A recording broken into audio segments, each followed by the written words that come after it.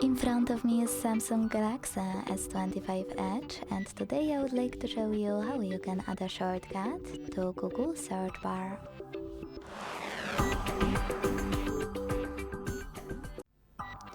All you need to do is hold your search bar and wait for the pop-up to show up.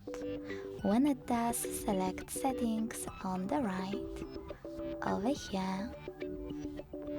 Now tap on Shortcuts and tap on a perfect one for you to apply it to your search bar. I will go with Weather. When you finished, just go back. As you can see, after that, my search bar was successfully customized with a shortcut. To use it, just click on it. Thanks so much for watching. If you enjoyed this video, don't forget to leave a like, comment and subscribe. Bye!